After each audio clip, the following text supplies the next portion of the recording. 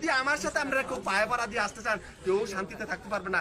যাও ঘরে ঘুমাইতেছেন হয়তো কালকার পর দিয়ে আমরা সেটাও পারবে না।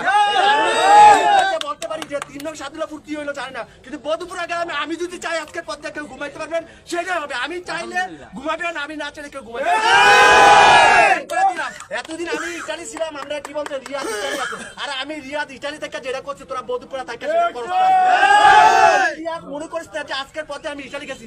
আমি ইটালির এমন একটা কার্ড পাইছি আজকে গেলে কালকে আসতে পারবো। আমি ইটালির চারকি সব সাইডে দিয়ে আমি বাংলাদেশ আইসা রিয়াদ কালকে ইটালি চলে যাচ্ছে, এটা ভুল ধারণা।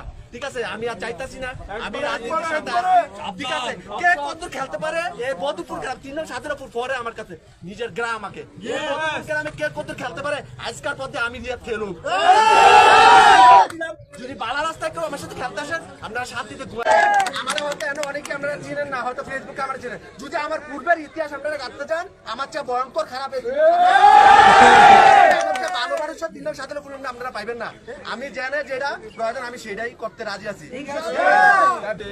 আমরা বিএনপি করি নির্যাতিত দল, আমরা পরে আমরা একটা নিঃশ্বাস নেওয়ার মতো একটা সময় হয়েছে আমাদের। এখনো আমাদের মাঝখানে কিছু রুহুল বাহিনী এখনো বধুপুর গ্রামে বিভিন্ন ওয়ার্ডে রুহুল বাহিনী সন্ত্রাসীরা এখনো কাজ। আমি রিয়াদ আজকে একটা কথা বলতে চাই যে গুন্ডামি আমারই শিখাবেন সেই সব ক্ষমতা কারো নাই। শিখার তার চেয়ে বড় গুন্ডা আমিও একটা কথা বলতে